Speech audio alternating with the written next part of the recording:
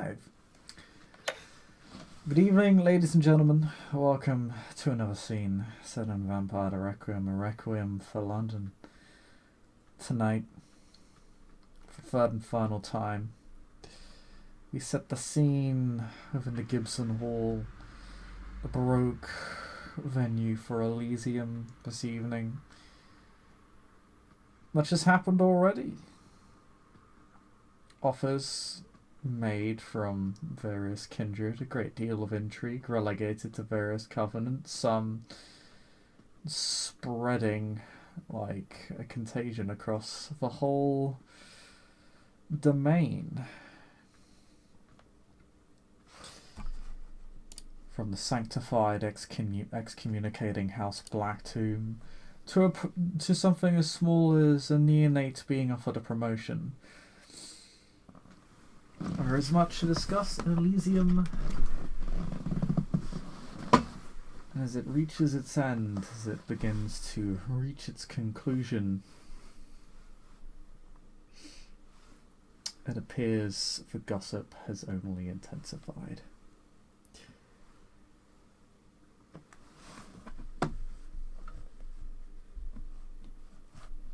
Joshua Bainforth, you briefly left after your compatriot entertained the keeper and broke up what it could have been a very, very dangerous engagement between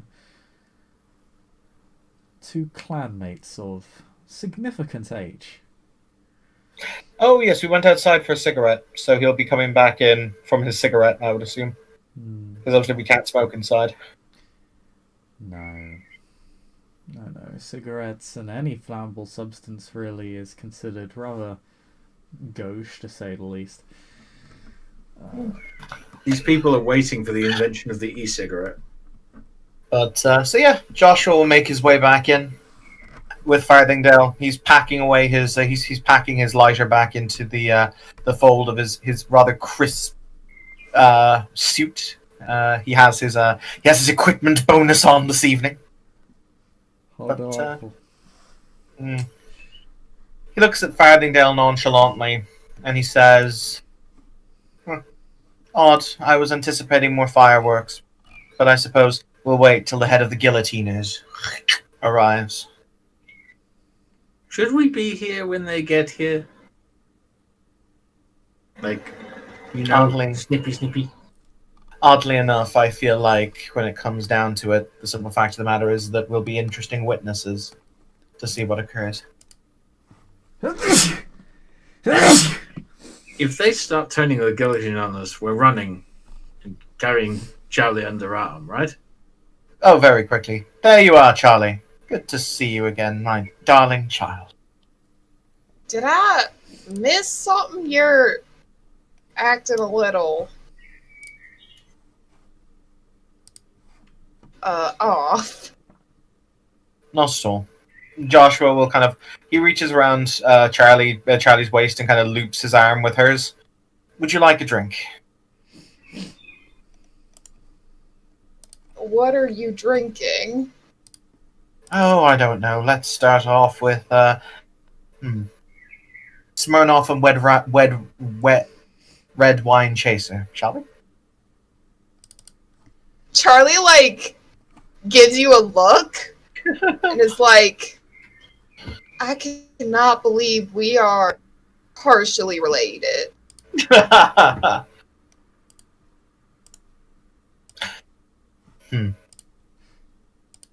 Charlie, you notice... Damien, you look somewhat lost. I do hope that the lights and the glamour aren't proving too much. It's a bit bright. Mm-hmm. Do you want a drink? Not from what's in that glass. Charlie shakes her head. I mean, in general, there's a bar over there I was going to go and get drinks from. I've drunk Dutch Gold in my time out in fields, and that stuff sounds worse. Fair. So, Bishop, let's cast our eye around the Elysium. Who here is left? Because you said it's coming to the end of the evening, so are people starting to leave yet? Where are we? Some people have left.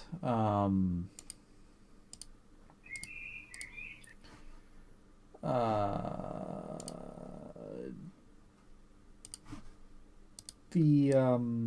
funnily enough, you do actually spot one noteworthy kindred. Voice chat responses. 1 second. You spot the sheriff of East London. She's still present. In fact, she looks perpetually frustrated and irritated, and all manner of expletives this evening. She does not look happy about anything. Joshua kind of smiles to himself before he looks down at Charlie and he says, Farthingdale, let's go and let's all three of us go and have a talk with the dear sheriff, shall we? She is a member of our covenant after all, and I sense she has much on her mind.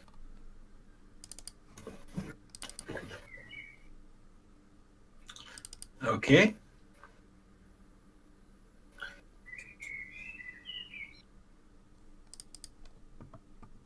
So yeah, let's sidle on over, Bishop. Yeah, if anybody is looking for Oh, it's her.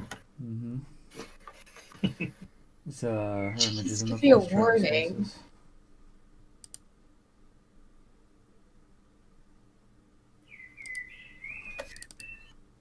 But yeah, you see her. Wasn't she one of the original candidates to be Joshua's sire? Can't remember. But We never decided who it was, but that's fine. she looks on over to you as you approach. Spritzer. Sorry, what did you say? He's offering her a spritzer, one of his god-awful drinks concoctions. Farthingdale has a Tia Maria and Lucasade on a tray for her. Oh my god, why do you hate life? Not even I drink Tia Marie and Lucas say, Jesus Christ. Okay. But he says, Sheriff, pleasure to see you again.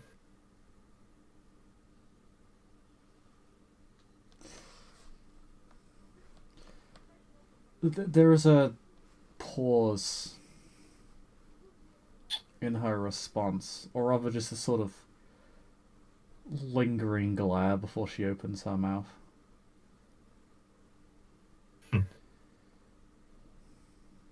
You have something you wish to say to me? Do you want To talk to an old comrade in arms?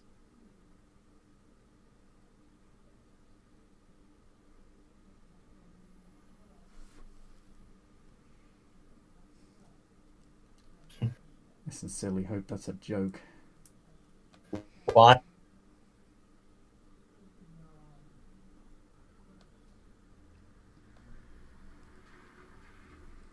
Why?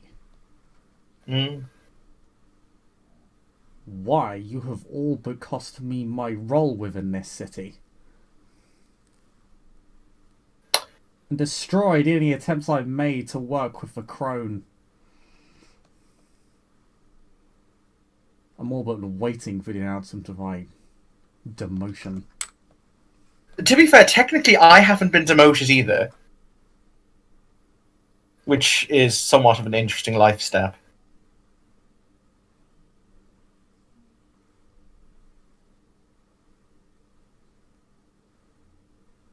Joshua,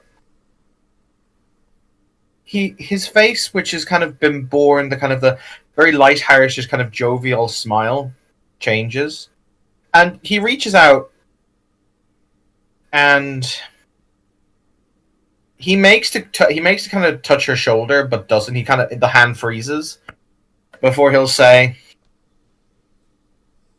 "You saw what was happening. You knew as well as I did.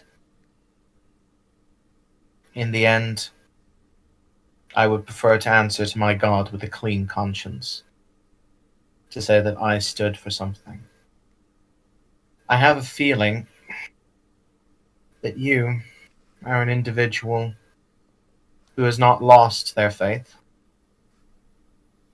and I hope that before all this is over, I pray before all this is over, you'll see the fact that if we hadn't intervened, our silence would have damned us. Then I hope you can live with those you have damned in their place, you and your synod. It's your synod too, Inquisitor.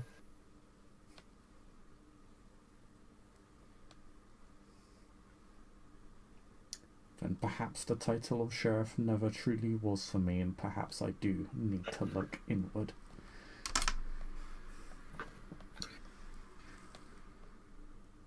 Joshua kind of pans his hand. He'll point at Charlie, and he'll point at Farthingdale, and then he kind of sweeps the hand in a large gesture to kind of take in the room. Before he'll say, if we fight to uphold the law, we do it for them, to keep them safe. We do not do it. You are not upholding the law, you are directly violating it. If I may interject here, what is the point of upholding a law that is inherently corrupt to begin with? If you wish to make that argument, you may as well burn down every kindred domain in the country.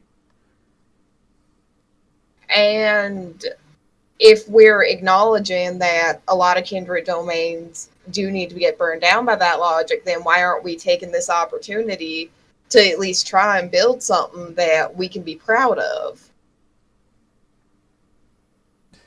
Because you want to know the last time the kindred tried to build something out of this domain? There was fire. Oh, sorry, continue. Fire? And blood.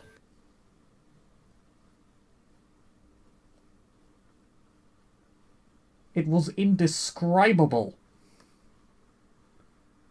There are no words to even express, interpret the atrocities.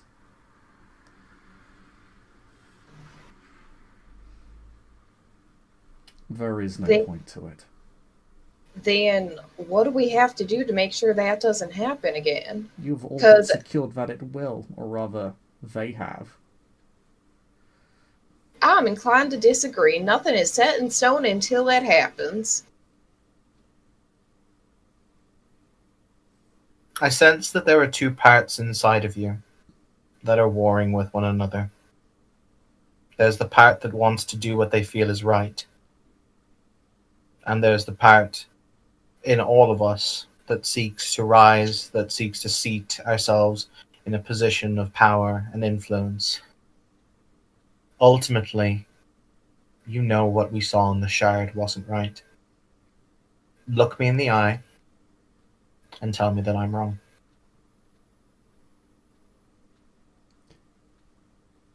You are wrong, if only for the fact that you have condemned hundreds more to death. If you were to die right now, would... No, and she'll like put up her hands. Now keep in mind, this isn't a threat or anything. This is more of a hypothetical situation. But if you were to die right now and you went to meet God, would you be able to look him in the eye and say that with your existence, you are happy with what you've done? What is this amateur arguments? Are you even sanctified? No. I mean, I am, but this isn't an argument. This is a genuine question. These are the childish Bible thumpings of fledglings. Have you never thought that those whom see through the most innocent eyes see the light in its truest form? Once again, there is nothing wrong with being honest with yourself. No is just as acceptable as an answer as yes is. But if you do say no, or if you are unable to answer that question, then perhaps you are in need of a little bit of self-reflection. I'm not obligated to answer either of you. You're right, you're not. Inquisitive. Perhaps you should consider one thing. Oh, yes, I like being told what I must consider from those who have already ensured the destruction of so many. Oh no, I'm not saying you must. Just, I think you should. We all eventually die. We call ourselves immortals, but it's always just a lie. Every kindred dies eventually, whether physically or the death of the soul that is falling to our beast. You say that we have committed some atrocity by causing indirectly or directly the deaths of hundreds. And it is true. Hundreds will die as a consequence of what we've done. But at the same time, they would have died eventually. And in the process of their deaths, we have saved their souls. Now, perhaps, I am being fanatical in my faith here. I admit I was always something of a fanatic. But I would sooner end 1,000 lives, send 1,000 souls to their Maker in prayer and reverence, than I would damn one soul to an unnecessary hell. And if you would prefer to see 1,000 souls burn when you could save one, then, quite frankly, you are unfit to wear any badge or crown or title, because you are unfit to be called sanctified. We exist to save souls, Inquisitor. Do your duty and fulfill your oath. Perhaps I should. Perhaps I should save your soul. He's held out his arms. Do so. And damn yourself in the process, or save yourself. Neither of us can know who is in the grace of the Almighty. So if you think that you would save my soul, then do it. I won't stop you. Also, back in a moment. Marcus had just silently come in and listened to that, hanging in the back. Such reductionism only damns us both.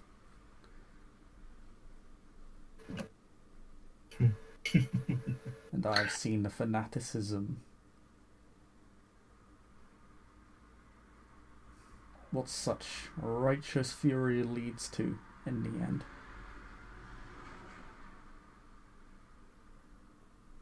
I see. I see. Well.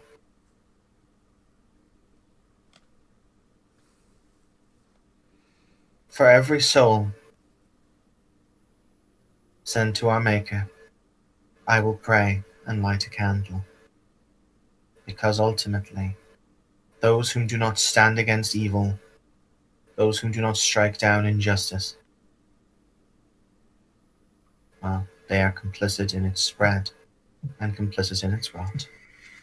I shall hope, and indeed pray, that the good person I know lies within you wins the conflict that I see rage within between loyalty and faith. And I have hope that it will do. You are a good person. And when this is all said and done, yes, many will die, but those who come afterwards will have a chance at a better night and better nights to come. Good evening, Inquisitor. So it was said 20 years ago. He stops as he turns his head to the side before he'll say, yes. But that time... Actually, weird question, Bishop, because Joshua was alive 20 years ago. What side did the Sanctified fight on in the last war? The Sanctified, the war sort of devolved into a huge clusterfuck of basically what were sort of nominal alliances with each sect very rapidly devolved in a free-for-all of just an absolute cacophony of violence. So the Sanctified were sort of on their own side. They were nominally aligned with the Invictus, but eventually things just sort of collapsed in on themselves as individual kindreds schemed against each other to get the upper leg in a time of instability. It didn't start out that way, but that is what it turned into very quickly. It barely even took a few weeks, really. Many kindred just fled the city. Joshua will smile as he says, "Yes, 20 years ago. And yet my door will still be open. My prayers will still be heard. I will still say the Black Mass. And you are always welcome." As a matter of fact, on that note, not necessarily to try and push her towards anything untoward or anything like that, or to even change her opinion really, but to make her feel like, she is still a member of the Covenant. Can I roll some kind of social check on that? Unfortunately, her impression of you is currently hostile, which means she will not, she cannot be convinced by anything you say. Her doors are effectively entirely shut to you. She views you as just an enemy. You could deceive her. You could deceive her or do something like that, or you could attempt to supernaturally manipulate her. That you can do, but to convince her mundanely to convince her of your side is effectively impossible in her current state. You would need to raise her impression level of you back to average. This event. How does one do that mechanically? Mechanically, I think you just do it for roleplay and give them some reason to not hate you. Unfortunately, whatever she's been doing or whatever her motivations are seem to have been directly affected by your actions, or by the actions of the Synod, which she seems to place some manner of blame upon you for, which makes sense given that you had a direct hand in the decision. You are yes, after all. Well, to be fair, what I will say is I was one vote, but I was, admittedly, I brought evidence to the Synod, but I was still just one vote of the Synod, if that makes sense. Well, the way she's spoken, she's definitely brought up the Synod as also being to blame. She said you and the Synod. She hasn't explicitly just placed it all on you. That's fair. But Joshua will smile, and he will walk away. If the others wish to stay, they can, but he senses he is not doing anything more here.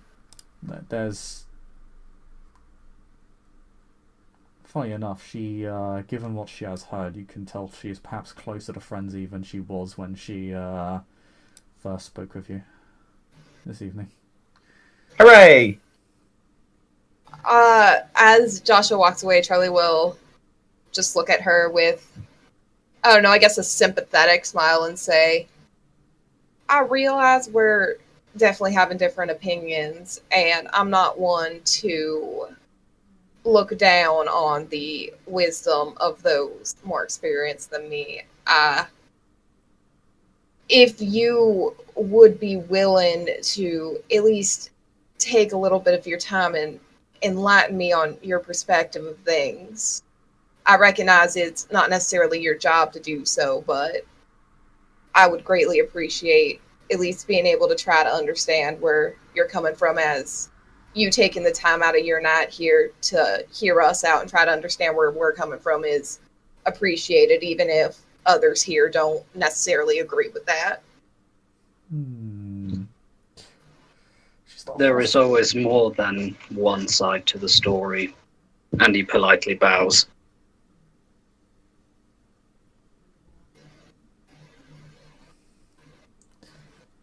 There is a short pause when she looks upon the Aldo. Doesn't really say anything to Marcus.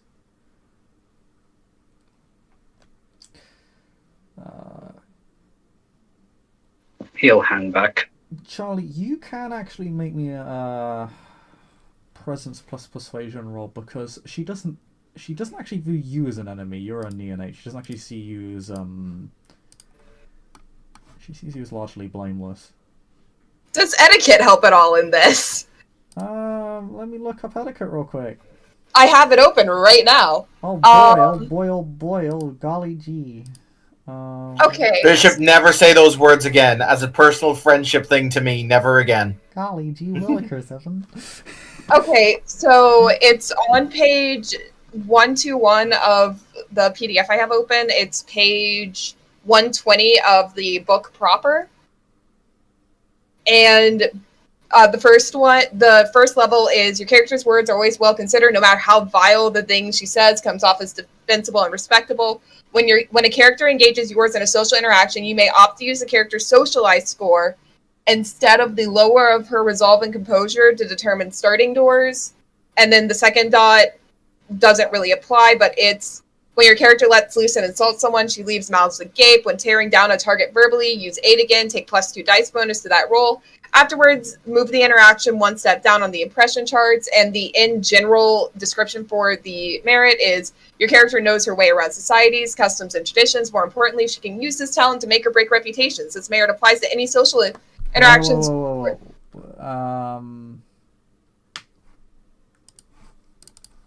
One second, let me look at the issue real quick.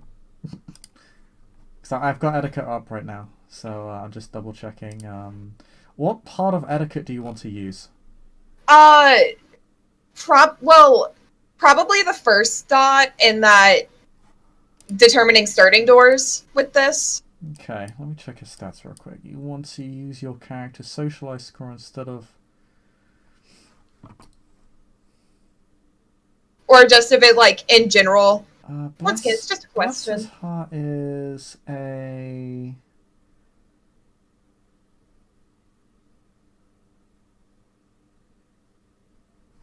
One second, let me double check. I want to see if that's defensive or not.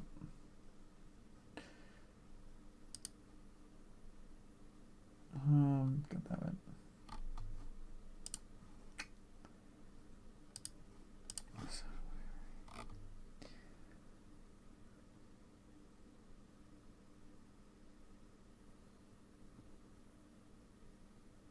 Each character has a number of doors.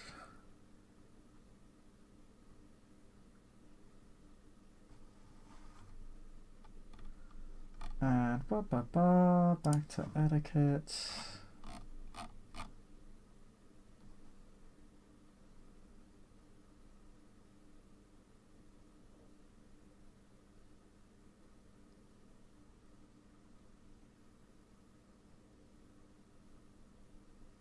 That's oddly worded. I'm not sure if it's to determine your starting doors for level 1 or if it's to determine the other person's. It says her starting doors, and I would, given the way the book's written in general, the use of the feminine pronoun would lead me to think it would be the PC. Yeah, that's what I think. So it seems fairly defensive. Okay. So yeah, you can effectively substitute your resolve and composure, resolve or composure for your socialize to increase your starting doors against this person if you'd like. It won't help you convince them, but it will make them less able to convince you because they would have to let's see, you have with your skill set you'd unfortunately have the same number of doors because it socializes 2 and whereas it resolves 2, so that it wouldn't have much impact in this case. Okay. What was the roll again? It was... Presence plus persuasion. Unfortunately, level 2 won't apply here, because unless you're trying to insult her. No. Then you get a ton of dice bonuses. No, as much fun as it would be to do that, that is not the play here. So presence plus... I really want presence plus composure? Presence plus persuasion. Can she add her equipment bonus and Carthian status or Invictus status to the Lancaea status to the roll? She can add her sanctified status. Yes, she can. Okay. For someone like this person, she's not into dresses. Charlie's wearing a suit. Huh? Charlie wears a suit. Oh, that's cool. I'll give it to you. You're formally dressed and she is of a formal position, so it leaves a good impression. Okay, so add presence plus persuasion, and then add my status in Lankea. Yep, you can add your fame, and you can add your striking looks as well. Okay, so that's 2, 5, 6, 7, 8. You also get to add +3 dice for your equipment bonus because I bought you fancy clothes. Fancy clothes. Okay, so 8, 9, 10, 11. Spend the willpower, get the exceptional success. What? No? I can't. I should have noted that applies for this venue. If she's outside of it, then you'll need a different 2 successes. Suit to 2 successes. I mean, all you need is a success. So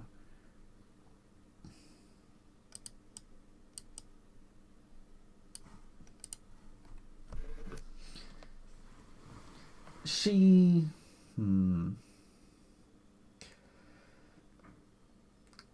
yeah, the sanctified present do notice that Charlie is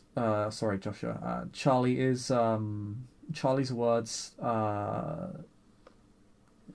the sheriff is a bit more receptive to. Perhaps because she is several steps removed. And Charlie generally has Charlie has very clearly taken pains to try and not antagonize this person. She doesn't look soft per se, and far from it. She still looks quite angry or spiteful, even. But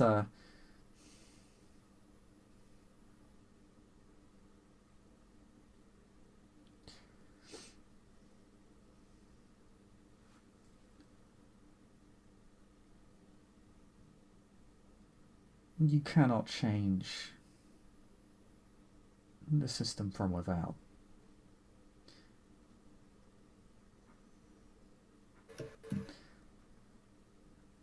Change is one of those things that I personally think requires a lot of work and a lot of effort from a lot more people involved.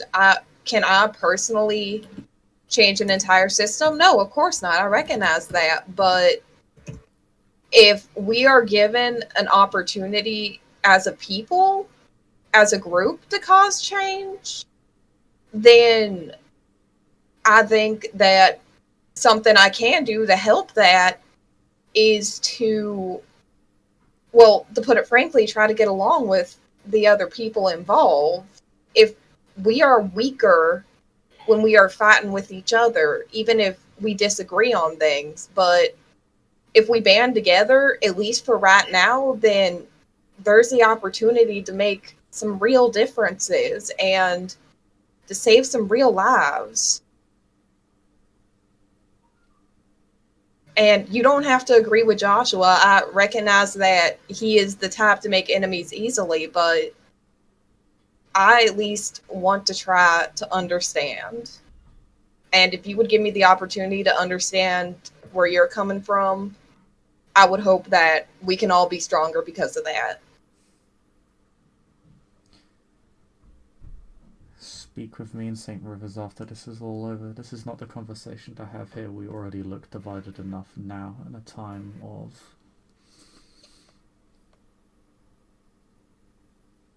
She sort of looks around and pauses. Coming conflict. Charlie will hold out her hand and say, then why don't we do a little bit of impression management?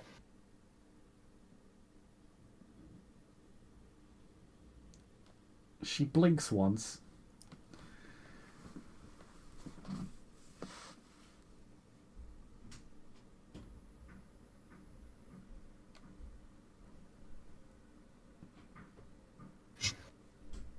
You don't have to like me, but if you're saying we shouldn't look divided, you can at least shake my hand. She will shake your hand. It is... the texture of her hand is actually quite rough and coarse, as if she's been in... As if she's almost like a craftsman, or if she's been in hundreds of different fights that have just sort of hardened her fists. She doesn't really attempt to hide the physical strength she possesses. She is clearly very strong and sort of shakes your hand as if it were jelly. I accept that. But Charlie will smile and say, "Thank you kindly. I hope you have a pleasant rest of your evening."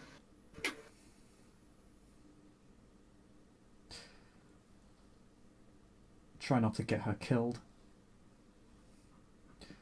And she says directly to Joshua before walking off.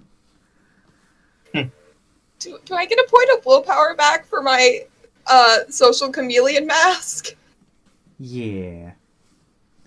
Yes! I'm gonna be up here real quick. You can discuss amongst yourselves the results of our conversation. Joshua holds out his hand for Charlie. She will take it and go. And that's what happens when you use honey instead of vinegar. The sheriff will be an interesting concept. She is torn between two loyalties. The loyalty to her covenant, the loyalty to her prince. That is the nature of things. I would hope she, in the end, chooses the loyalty that helps her sleep at night. If that is against us, then as long as she is acting in what she truly believes is right instead of some obligation to us or to the prince, then that's better. In the end, the only loyalty that matters is the one to the Almighty. If she has to betray the lot of us to serve heaven, then all to the good. It is as it is. I hope she finds her path. God be with her. God be with us all.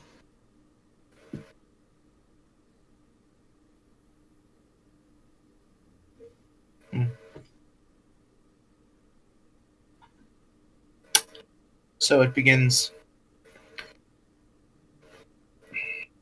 So it ends.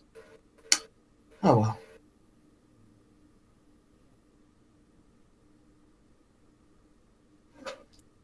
Though it does raise an interesting question. Mm. She said that they have decided. I got the distinct feeling she didn't just mean the synod.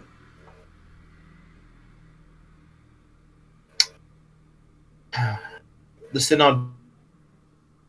We had a quorum to go to war. True. We also. True, you did. But we're not fighting this war alone. And his eyes flick in the direction of the Garthians. Yes, Stanforth was evasive. And also the guillotiner isn't here, but she's apparently arriving later. I sense we are about to witness some fireworks. Just so long as we remember when to run.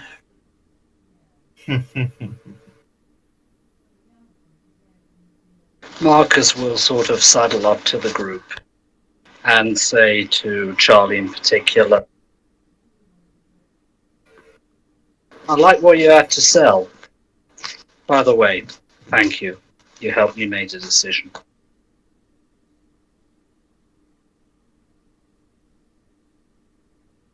Have you decided what path you'll walk, Mr. Irons? One could say so. Ah. What one are we taking?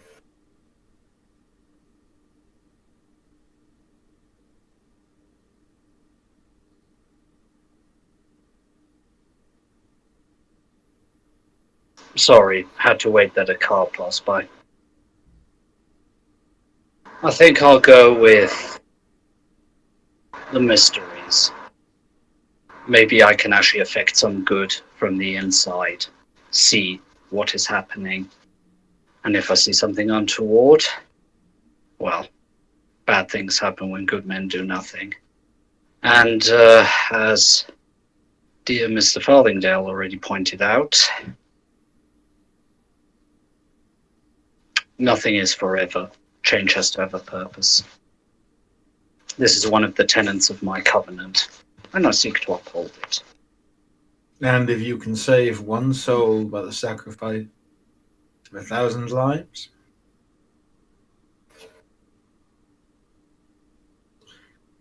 there's a strange sort of smirk on Father's face. Then I'll do what I must. Who wants to live forever anyway? You would have made a fine sanctified given time. Well, some things we don't get to choose. If you ever get the calling, let us know.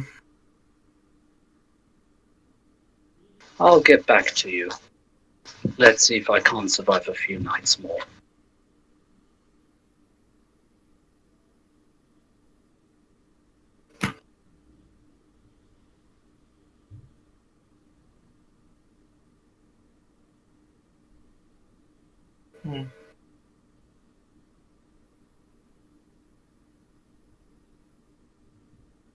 I should probably make my way over to my covenant mates and let them know of my decision.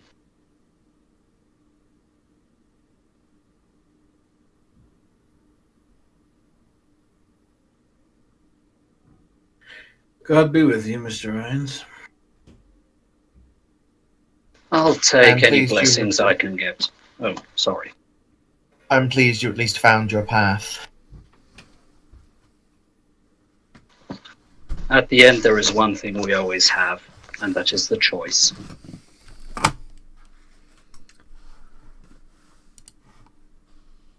I'm back. Yeah, Marcus would like to go over to his covenant mates and let them know of his decision. Alright. They are seated where they were before. Evening, esteemed colleagues.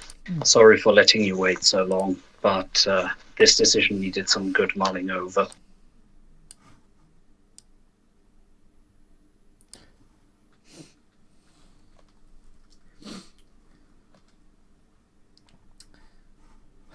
Well, by all means, don't keep us waiting any longer. First of all, I would like to thank the member of the Axe who is present for their sterling service. And please accept a minor boon as a token of my esteem. But I've decided that I'll go with the mysteries.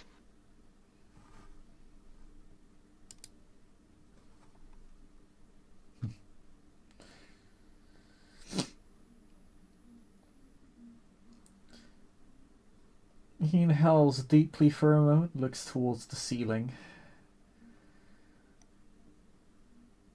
You can see his sort of had his hands placed upon the edge of the table. They dig into it to the point where the edge of the table splinters somewhat.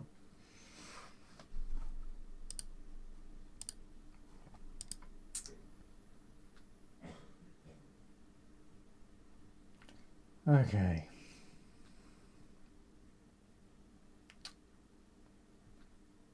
Okay.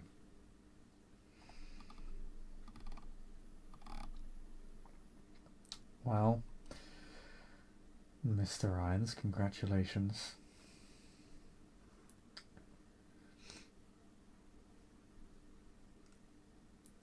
I hope you do well within your new order.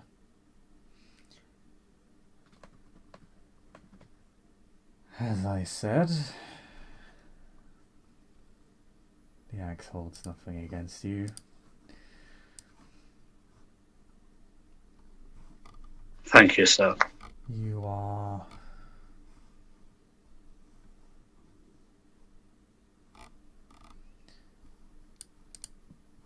a most honored member of our organization. I think he'll take the appropriate bow. He's clearly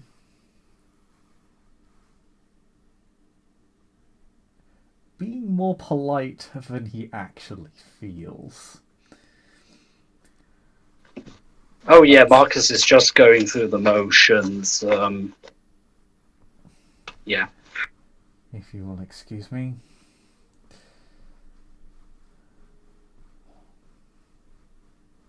Lady Brickhead, thank you for your time and business. And he walk away, leaving you just the lovely lady.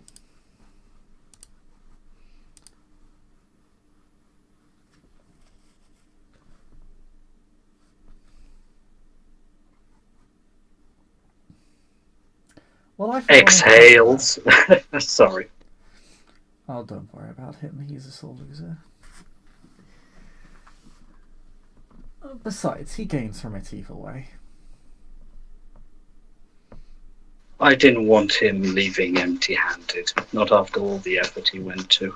Oh, I didn't mean the favour you offered him. We owe each other a service. Rather, whomever you chose owed the other a service.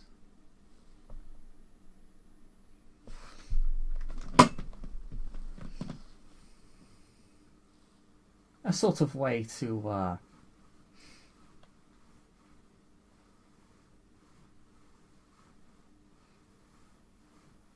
ensure not either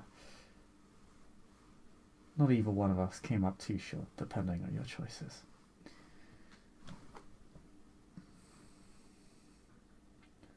Then I'm happy to hear that. Well, I would welcome you to the Swan, but, well, there's not really much I can explain to you here, nor can I offer you here, so...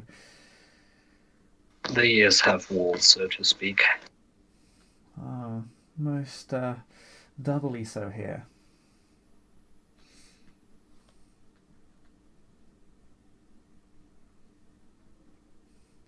But I will...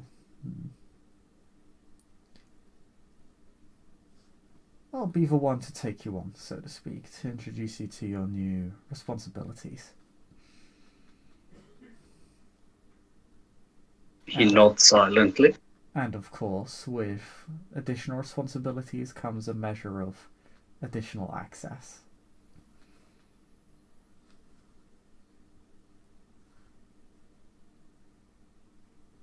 That sounds encouraging. Of course. It can't all be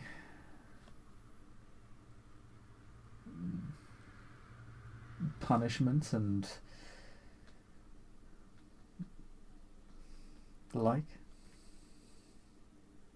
There has to be some measure of incentive.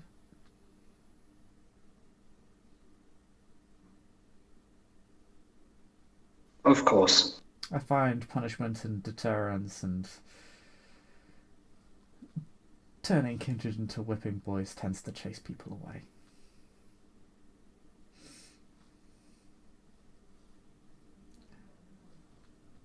I've seen my fair share of conflict.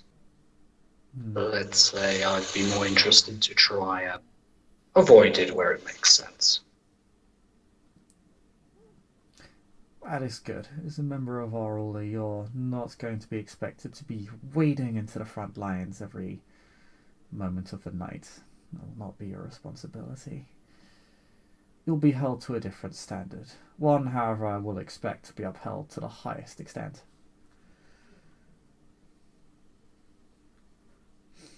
No, that would be great. He smiles.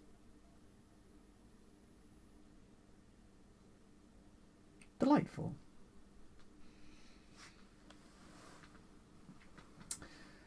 Around this time, Alley Cat.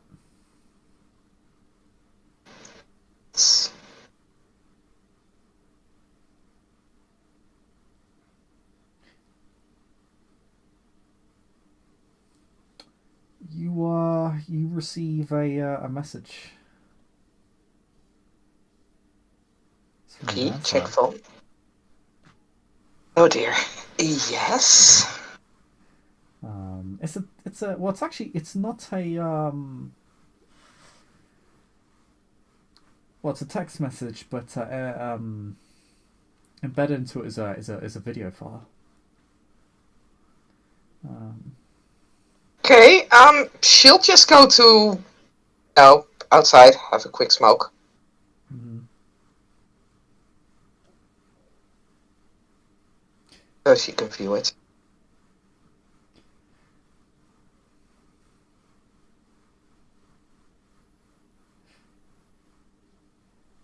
The text message simply says, pass this around to whomever you can. I want the authorities to hang for this. Video file. You see an unfamiliar looking kindred. You can definitely tell that they're a kindred.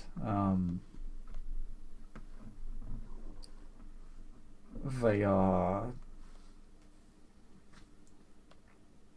Their physical form is very corpse-like, extremely pale, borderline monstrous, and they pass for human, but you know a kindred when you see one, particularly one this far gone. All the signs are there.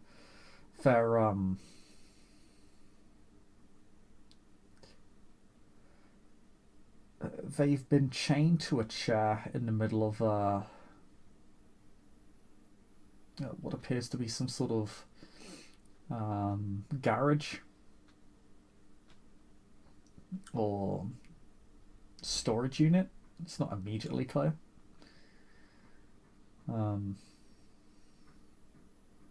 Then you hear a voice you don't recognize in the video file asking this kindred chained to the chair questions. The kindred chained to the chair is largely unharmed. There are some gash marks, but they're otherwise fairly well accounted for. Being a Gangrel, you recognize them as claw marks.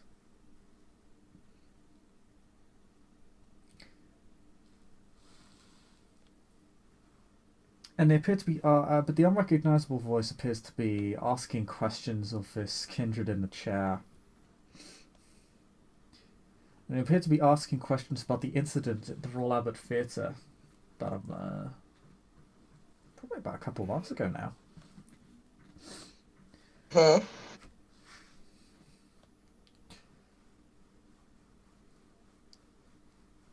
Asking them what they were doing, what they were planning, what the end goal was, who they were targeting, where they come from.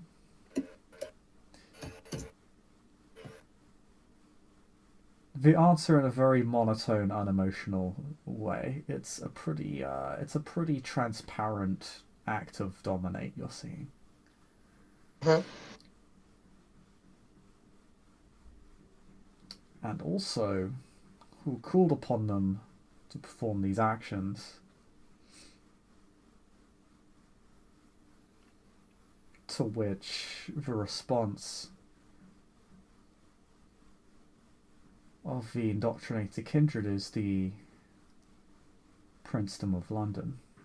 Not the prince, but they clearly recognise whomever hired them as a government, quote, government figure. A member either sent by the prince, or to speak for them, or to speak for a figure among the Primogen, or to speak for the Primogen Council. But they say the Princedom of London.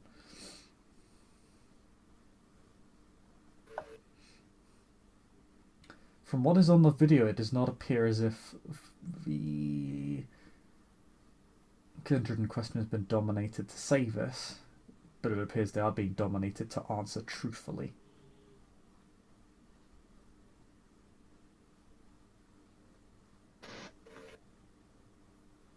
Key.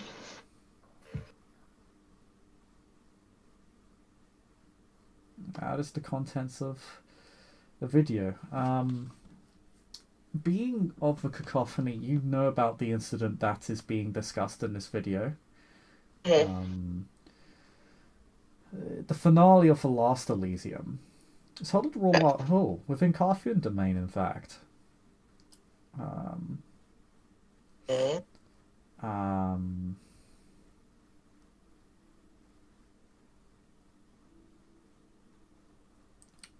large piece of, well, basically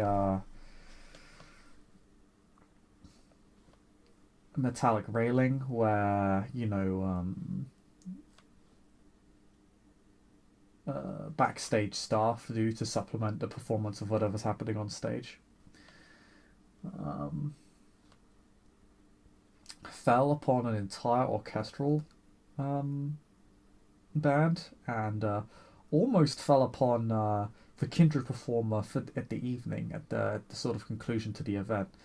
Her name was Eileen as well. She was the child of a fairly prominent Invictus kindred. One of the Primogen, in fact.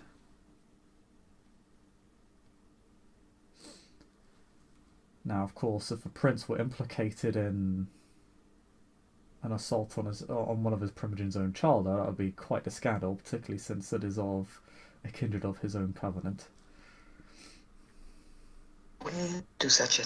And of course, this also, the whole premise of this event, you know, is why the keeper, or why your grandsire, got ejected from her position to begin with. If the prince were held accountable, well...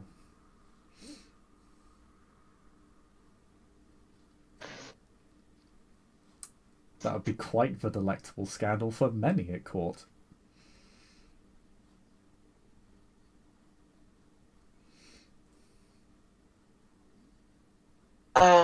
Ellie is going to forward this video to every kindred she knows she has on her phone.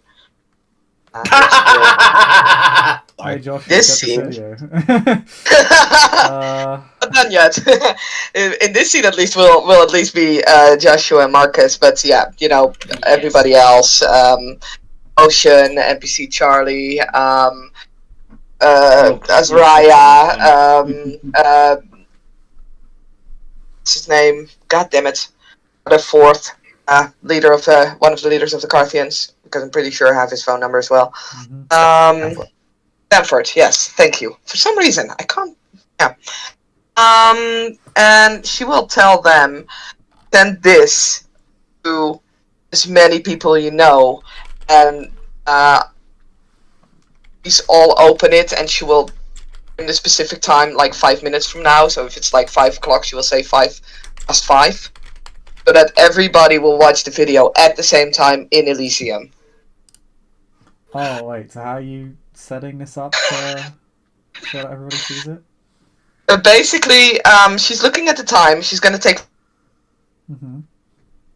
5 minutes, and it's going to say forward this still to as many kindred as possible.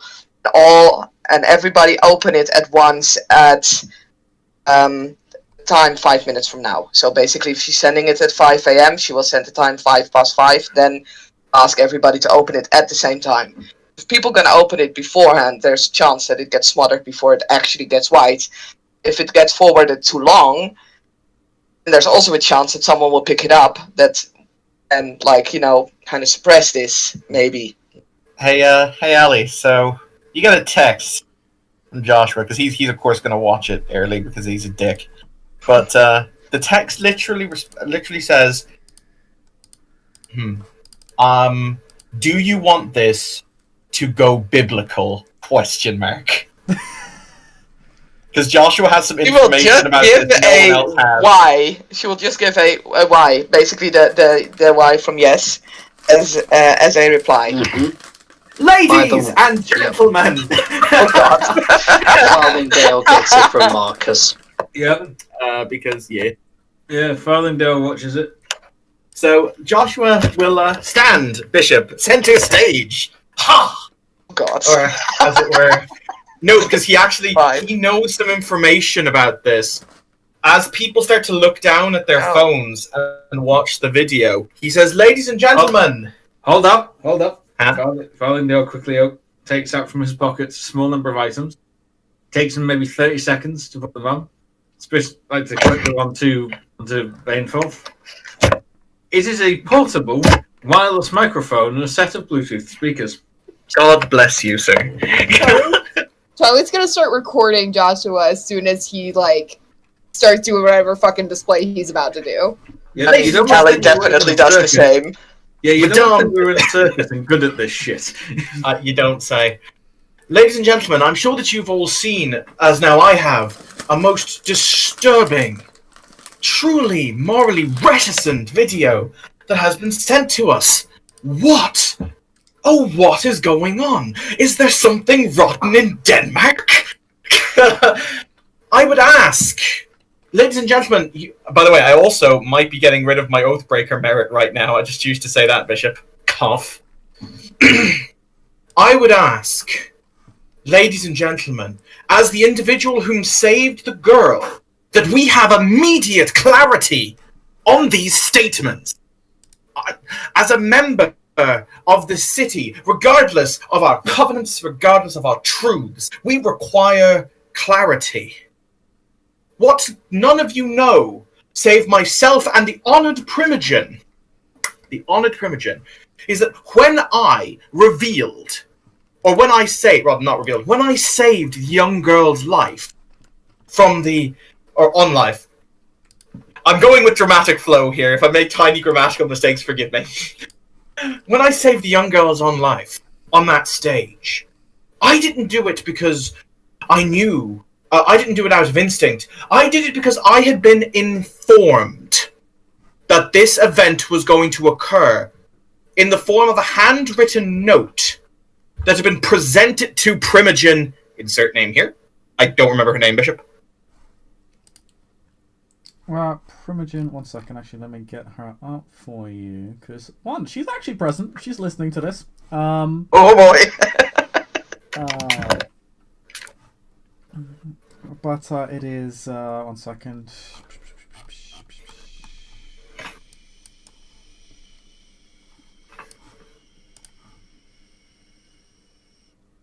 Melandra Silverstone. Do you remember what the note said?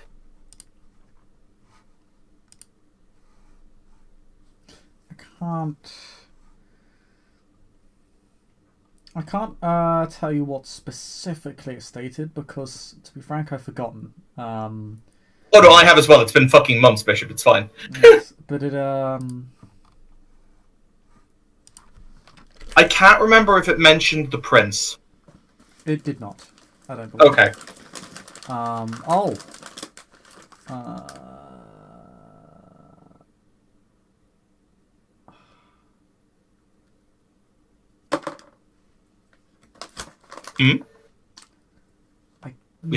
can't remember if it did.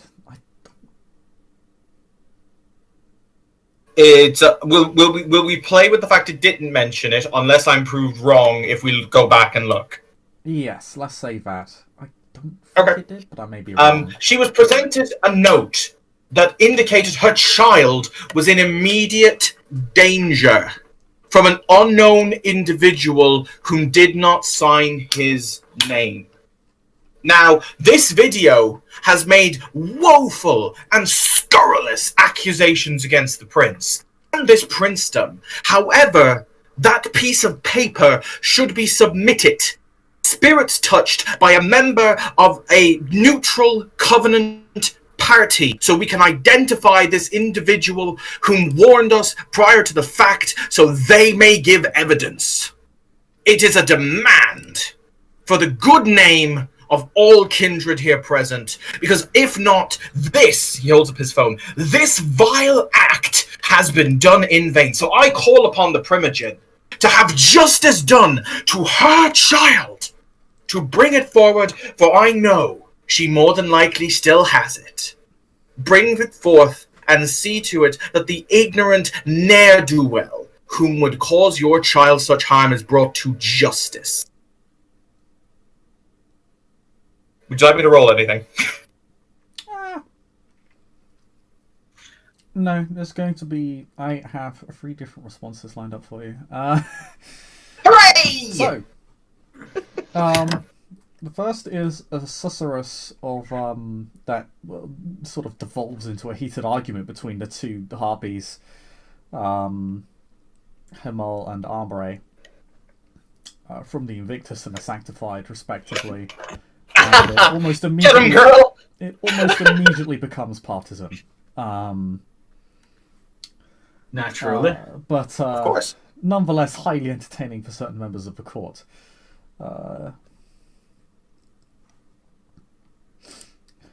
This gentleman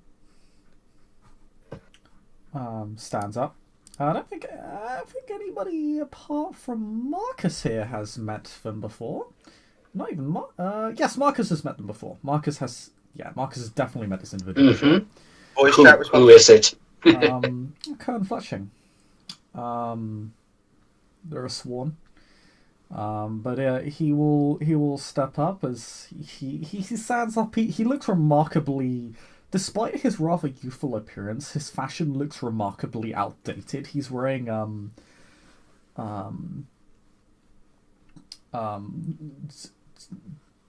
sort of old school trousers and a tweed jacket. And sort of puts up his hand and says, "Well, I consider myself fairly neutral and possess the skills that you're asking for. Where is this letter?" Do you possess the letter? Or, sorry, I apologise. Oh no! By all over means, the cacophony of the 2 harpies over there. by all means, Underton. No, the Primogen currently possesses the letter. If she can bring it forth, we can have justice done for the poor girl, the poor innocent.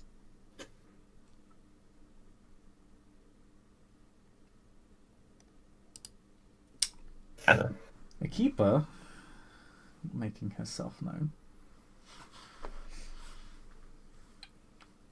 will simply say, almost as if it were an offhanded remark. She doesn't really look at you when she says it.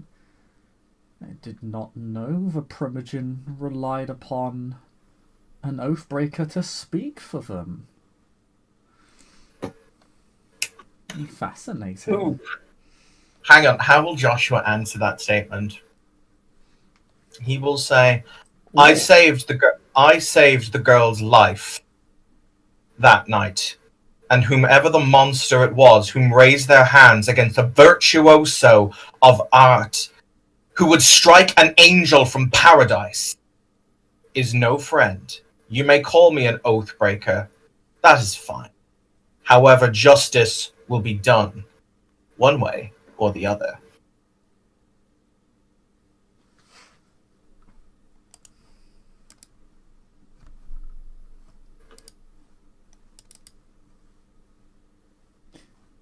Inner Dava being like, she was pretty, damn it. You struck the pretty thing. They'll glaze at you a little bit when you say, like, who struck an angel from paradise. Like, that's a little extreme. That's a little... No, it wasn't. She got like a double extraordinary success on her playing. Yeah, she actually got like a hilarious number of successes, to be fair. But, to be fair, also, yeah. Farthingdale didn't hear that. Brought it up, I was going to say. Yeah, Farthingale didn't hear it, so he's like, that's a touch extreme. Yeah, no. The playing. I decided left a mark on Joshua, and he's actually mentioned it in scenes prior that it was such a beautiful piece of music. It really was. No blaspheming. We're very strict here at the Sanctified about how we regulate our blaspheming.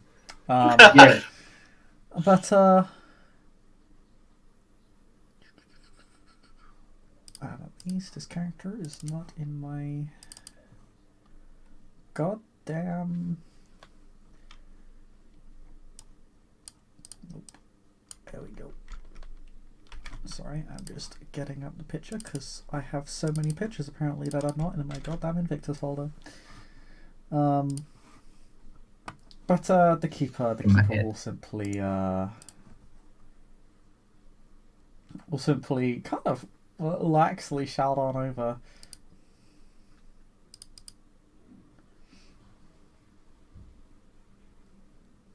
To the Primogen. Oh, Primogen, just to make sure, this figure does not in fact speak for you, yes?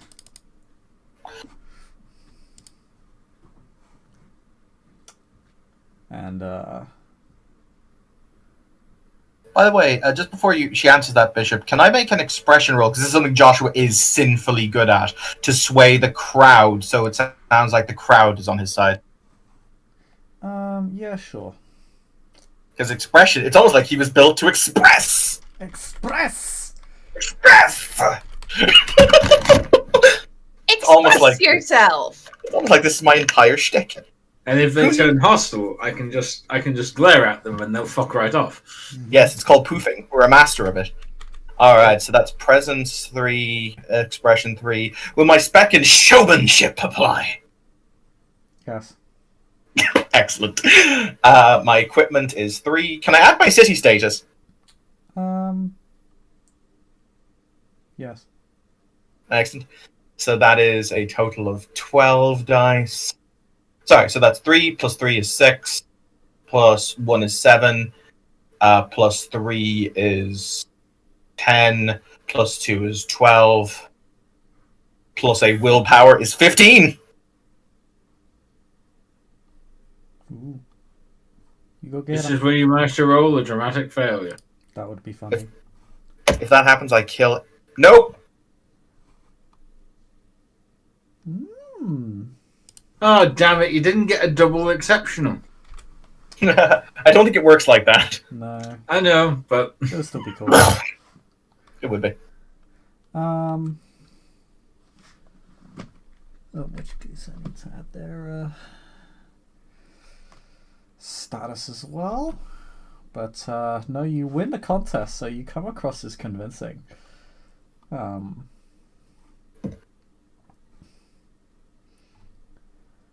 Perhaps it is due to the tense atmosphere and palpable sense of animosity between many kindred in the room that sort of lights the spark for a lot of arguments to take place, and Elysium, at least on a social level, begins breaking down between kindred demanding the letter and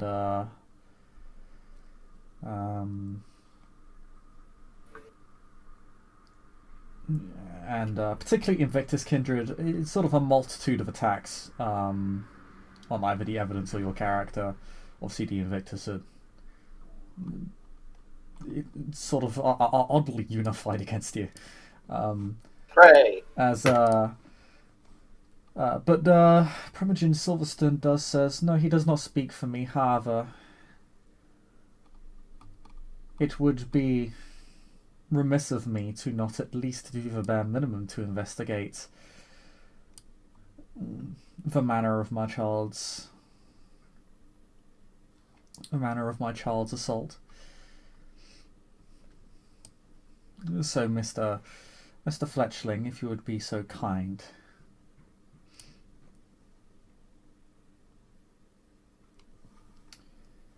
And he will step forward and he will take the letter. He'll begin. He will make a roll because he is going to use his Allspecs.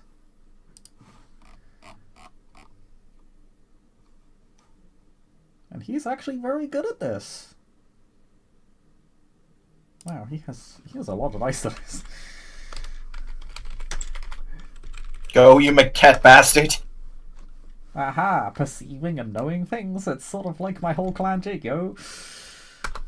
Well, he almost gets an exceptional. Actually, it was very unlucky to not get one.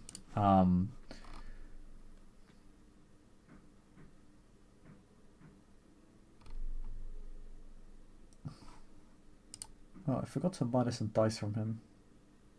He still gets a lot of successes even without the even with the penalties because of object's age. And the fact that multiple people have handled it at this point. But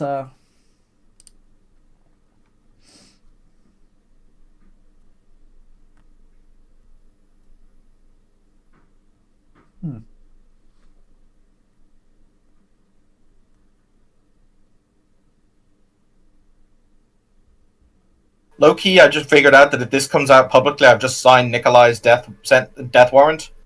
I've also figured out I don't care. Also, Bishop, for reference, Farthingdale, who has by this point received the video from 2 different sources, is already uploading it to Dropbox, to Mega, to Google Drive. Just putting up a permanent Omegle hangout of just this video. Yeah, to like the 3 different backup services he pays for, his own server, everything. Just randomly FaceTiming people for this video. This thing could easily end up as a round robin if he keeps going. Something actually that I should also mention was in the video. This individual claimed to be a member of the Belial's brood.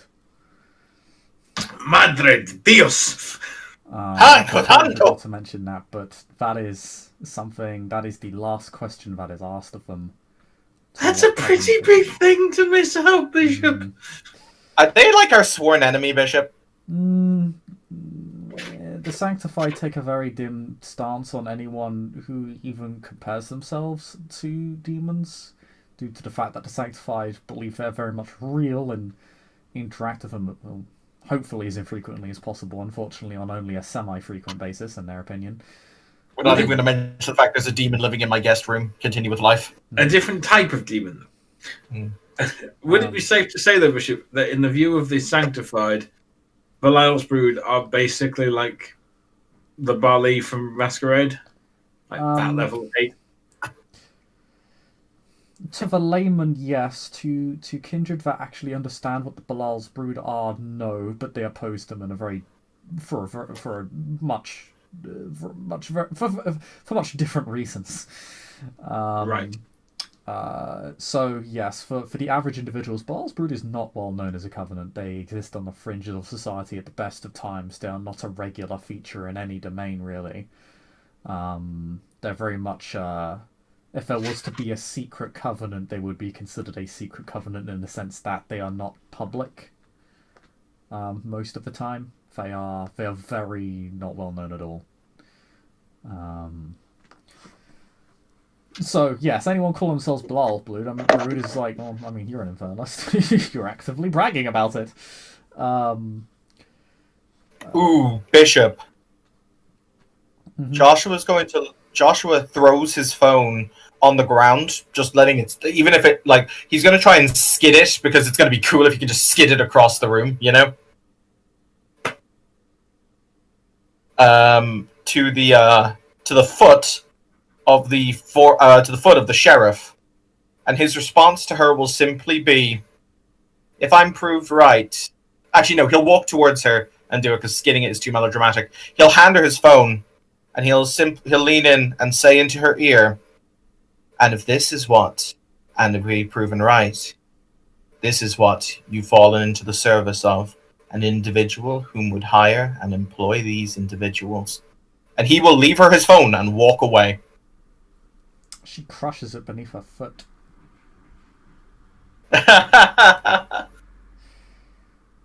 Joshua needs to get a new smartphone. God damn it, I just got her maybe not hating one of us. Also, I'm gonna have her make a self-control check. Farthingdale reaches into his backpack, which he's brought with him on this occasion. Holds out another smartphone to Joshua. Thank you. Charlie just, like, sighs and quietly mouths sorry to the sheriff. I said she's about to frenzy and possibly kill me. No, it's a good thing I keep burners. Well, I mean, to be fair, ironically, if what he's saying has proved true, that's going to be a big roleplay incentive for her to not hate him anymore, because it's going to prove he was right. Yeah, but spite is a thing. Yeah, you're Suppose. effectively doing it to spite her rather than to prove a point, which is only going to make her more angry. Well, oh well. It wasn't necessarily for spite. It was just showing her of, you're an inquisitor. This is your entire bag. Tap But Charlie on the shoulder. Join me for a moment. Oh, Holy Father, please defend us from our comrade's incompetence. Amen. You, Anthony. Fletching will rise after examining the letter. He'll simply say, I'm afraid this letter is no longer of value. It has been handled by too many people and by third parties for too long to be of any use for my Auspex. For my site. We make a P&E on that. Absolutely.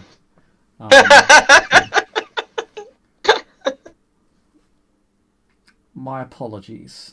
But I can only assume that whomever wrote you this letter did you a great service, Lady Primogen. What's his penalty to P&E him? Because by God, I'm spending a willpower on this one. Oh, -2. He's not a very good manipulator. That is presence empathy? I don't know. I always keep fucking this up. Sympathy? Fuck.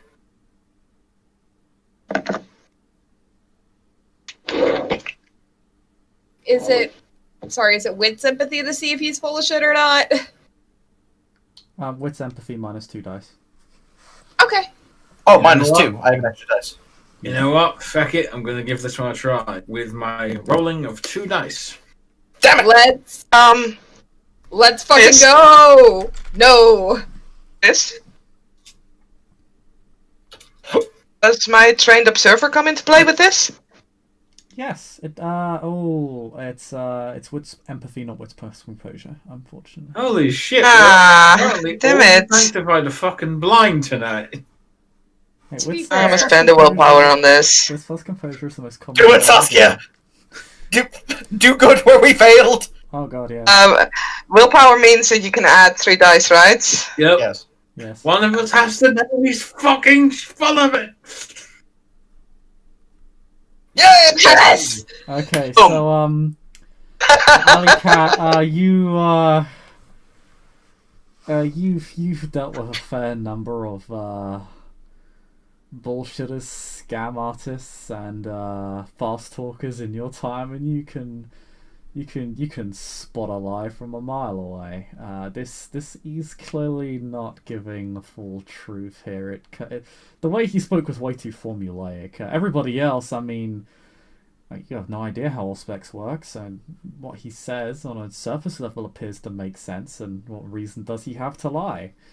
But Alicat, you think,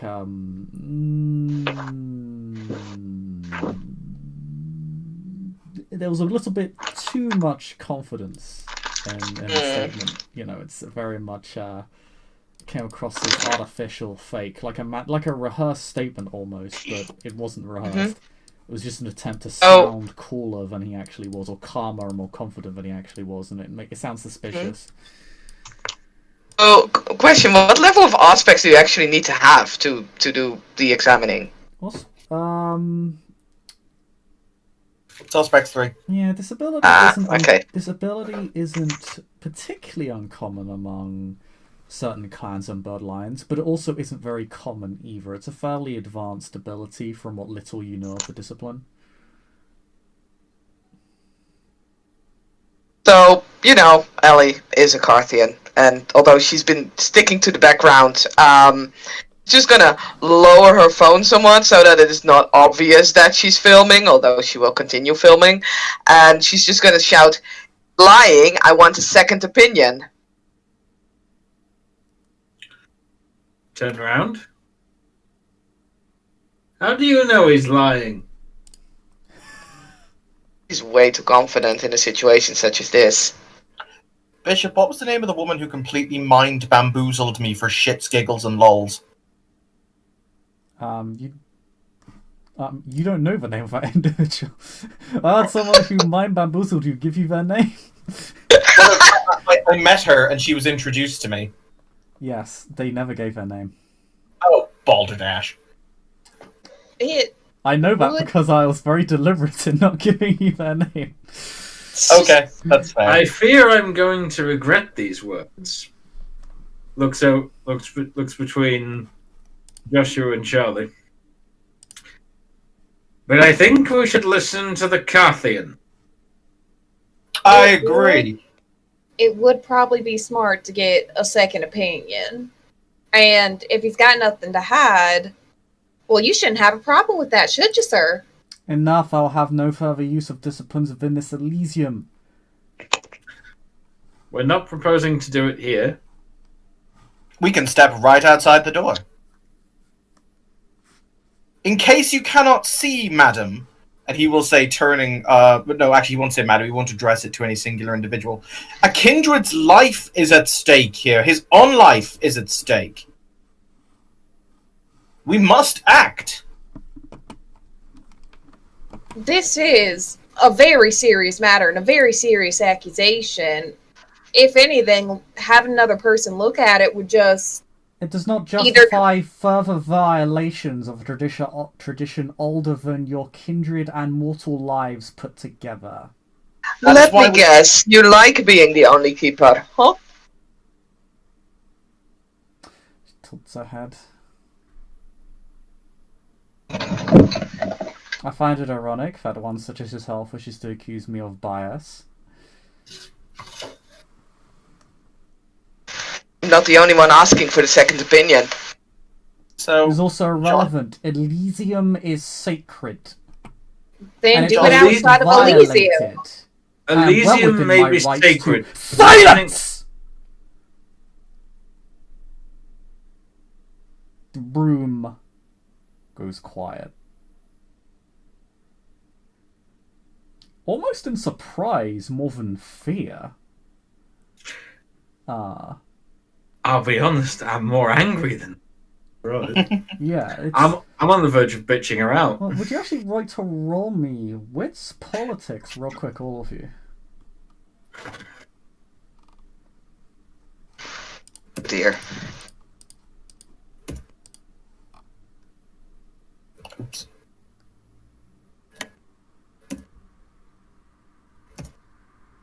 I literally can't... actually, yeah, I can, but it'll be a chance to... Can't. Chance die, yeah. All 5 successes. Okay, wow, Marcus, you're on fire. Damn it! Can you just tell me how you got 9 dice again, Marcus? Chance die, gang. Beg your pardon? You rolled 9 dice. I just want to know how you're rolling 9 dice. Oh, sorry. Forgot to mention burning another willpower, and yes, he's starting to run low. Okay, that's... Yeah, Sorry about that, my mistake. that's no problem. Actually, Bishop, I just need to know where the additional dice come from, because I know, like, usually when people have good dice pools, I just do so. Just sometimes when something is artificial. Exactly. He's got some dots in politics, plus the willpower gives him another 3. So, Not too bad in Shagging's wits, close to a 10. So close. Alley Cat, yes. just wondering if I get a willpower back from Questioner. Yeah, sure, yeah. Q. Okay, so for those that succeeded, there is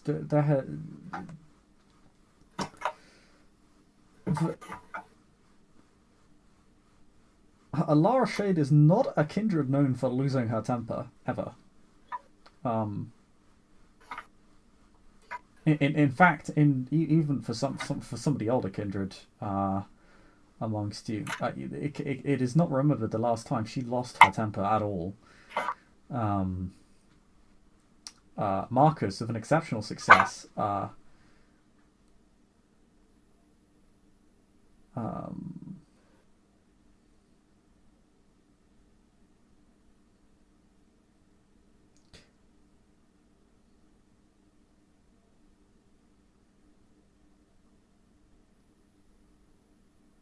how to give you an exceptional success from this? I'm actually trying to think.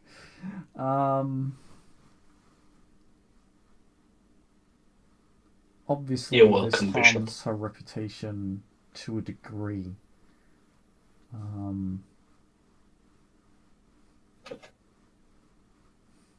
unless she were to do something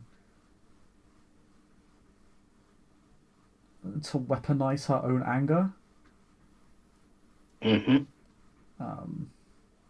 which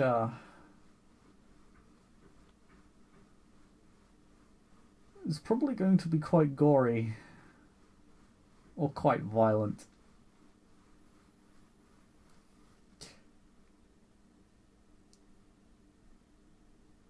Or it may simply signal a complete shift in how she's going to portray herself from this point on. It's kind of hard to tell. There isn't really, because this Keeper Shade has never really lost her temper in the past, at least as far as from what you've been told. She's been known as an extremely level-headed person that's never lost her cool.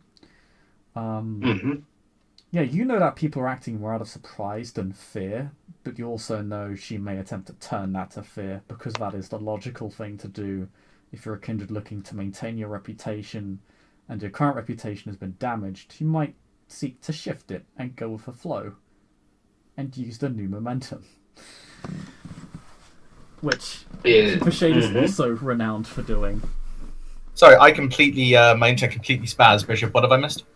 I'm just trying to find a way to give Marcus an additional success by enabling him to sort of predict what the various possibilities of what Lara Shade's response to her outburst may be. Mm-hmm. Could I do some sort of intelligence roll to try and predict what would be the strategic way to go about it, or is it more like when she does it?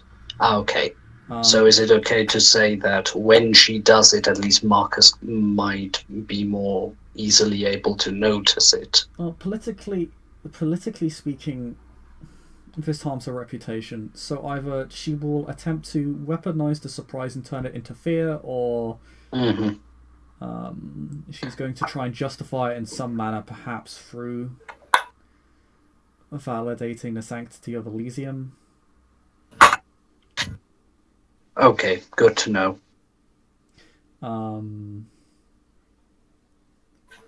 Both of which could turn extremely violent very quickly. You know, Elysium is certainly no longer safe, because anybody who even remotely looks as if they're going to step out of line, she's probably going to come down hard on now. Understood. So perhaps a warning for you and your fellows. But yeah, Marcus, who already before had put down the cell phone but was still recording the audio, just very slowly slips it. Will try to unobtrusively slip it into his pocket, but leave it recording. Bishop? That would be a subterfuge, right?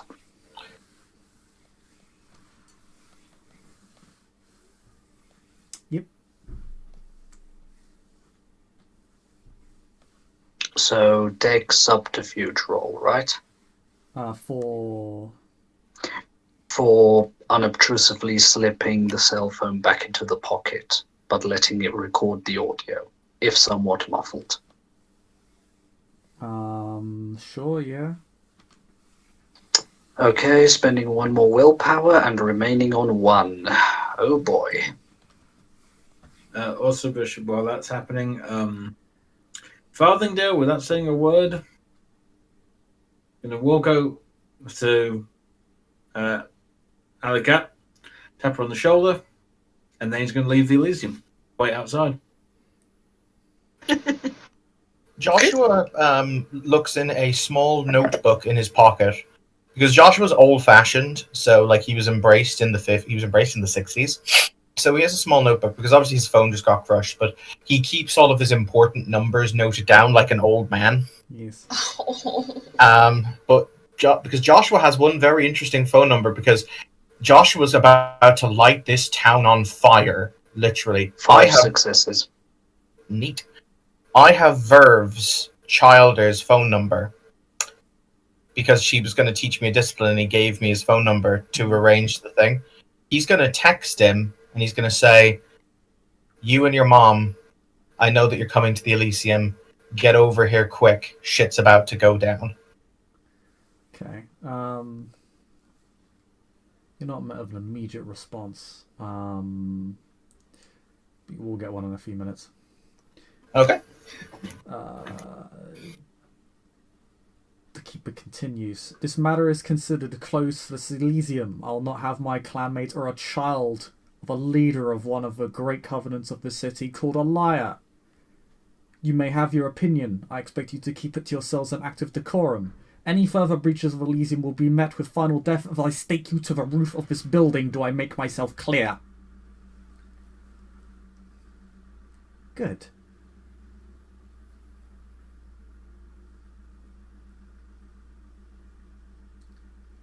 Continue. Who is it who she acknowledged as her child and the head of one of the covenants? Cohen Fletching. He's the head of what covenant? He's the child of the Kogan of the Order Dracul. Oh, well, we can't all be actually good at our jobs. Joshua...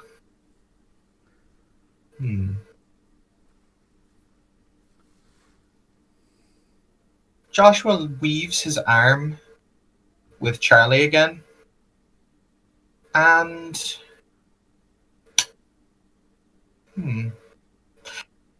Did the... Yeah. Did the Ordo dude give back a piece of paper to the Primogen?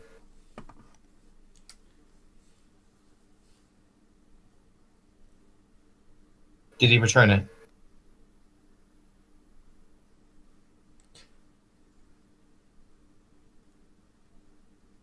Yes, he has returned it. Joshua will... Ooh. Bishop, can I make an intelligence... Because I guess it would be a cult roll to interpret vampiric law.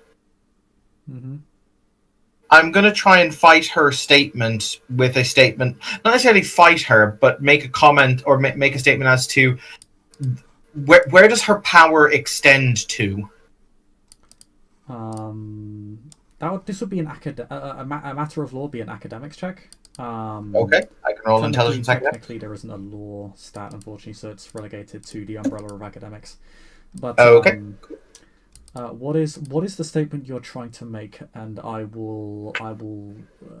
What is the statement you want to make? And I'll tell you if it's eligible for a roll, because she has declared this. She has declared this matter to be taboo from the purposes of her Elysium. At what point? At what physical point does her authority end? At what physical point? That's debatable about as far as she can extend it in theory. I mean, there is a point where you're just out of where you're just past the road down the corner. You're clearly no longer in Elysium. It's generally an accepted rule that Elysium doesn't just end as soon as you exit the building. Like it covers the car park and just down just down the drive. But once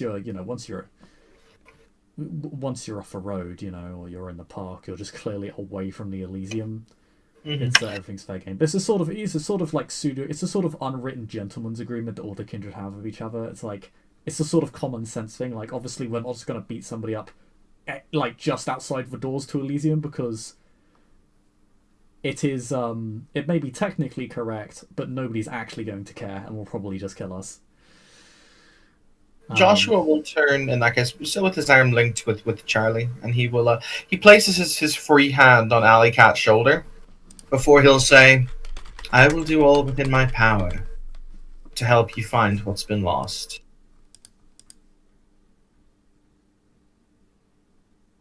Alley will nod as she is sending this video to her grandsire. By the way, Charlie? Yes? You're going to get a text from Farthingdale. It simply reads, "Leave the building as soon as you can. If you stay in there much longer, I can't promise to the consequence." Charlie will she's already got her arm linked in with Joshua's and give him a tug, say, "Come on, you've made your impression. We're clearly not welcome here." Quite so. To be fair, what's the mood in the room?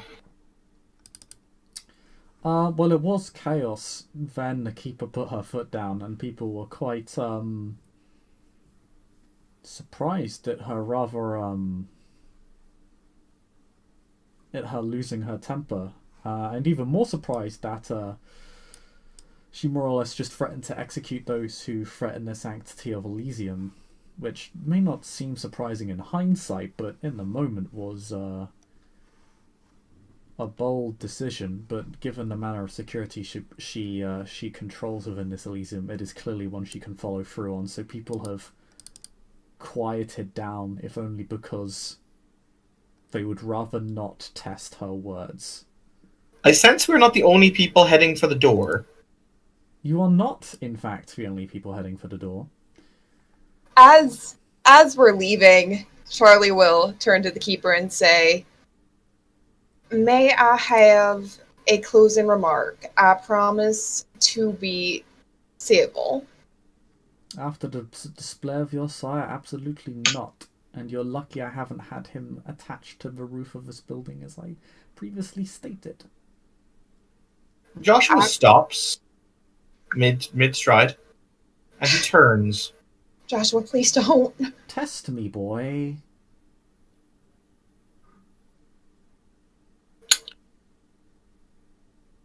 He will smile. He will bow. And he will say, "I wish you many good nights to come, Keeper."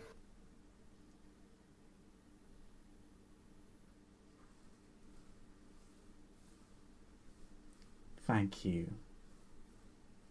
It wasn't so hard. No. No, it wasn't. Now then, come along, Charlie. Good night to all of you.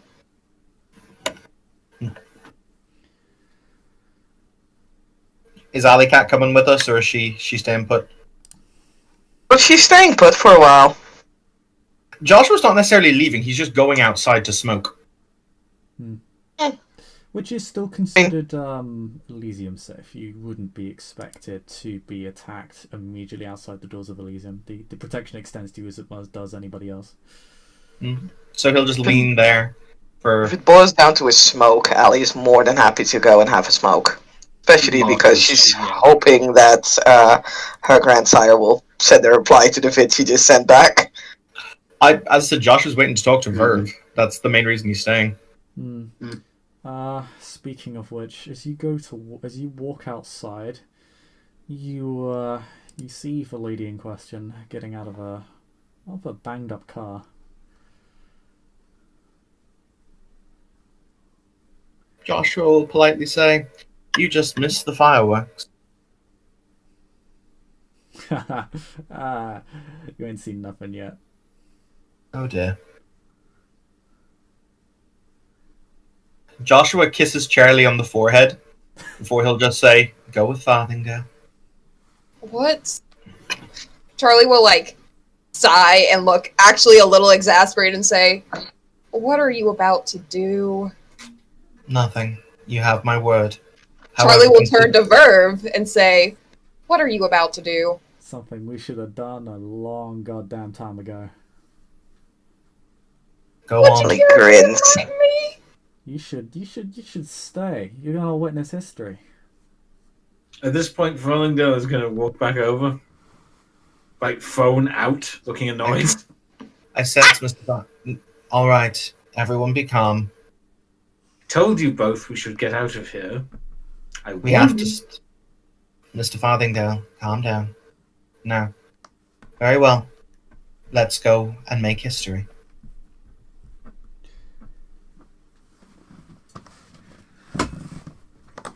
Because the Keeper is going to attack her, and it's going to turn into a ballroom blitz. Farthingale looks directly at Joshua and goes, "I spit on that Keeper, and may the devils take her." Yes, yes. As I said, I think that we're about to see something very similar to that happen. Joshua doesn't follow Verve in. What he does is he walks up through the door back into the building, and he just leans against the door, so well within eye shot and possible celerity range, but he's giving this bitch the center floor, because nope. Nope. I'm just putting up her image on the voice chat responses, because I completely... Charlie's gonna text Damien and say, "You should probably leave." Ellie is sliding in with Verve, by the way. Like, walking. Marcus Behind is her. taking the other side of the door, smoking a cigarette and just watching the chaos. Yeah, Damien probably slips out. He probably slipped out before the other lot slipped out. Yeah. He probably slipped out when it got heated. Oh, Damien, you do get a text from your sister, actually, saying you need to talk later. I'll reply to that and say, sure. Time. We're gonna go on an adventure! Exclamation point. Smiley face. Adventure! Less than 3. I'm not even sorry for the fact my life has become She-Ra references. His entire brow just wrinkles as he frowns.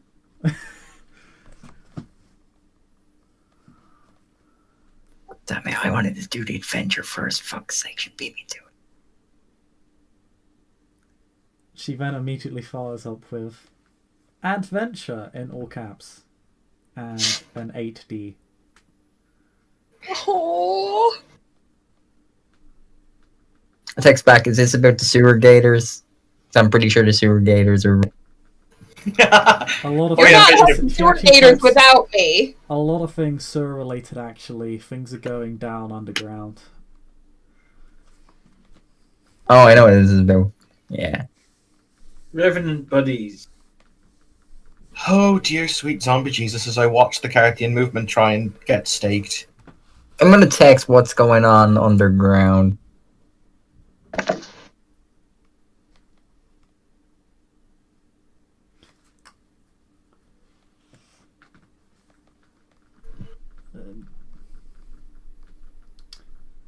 Violence, Yeah. period. Oh, Not safe sorry. to say anything more over text.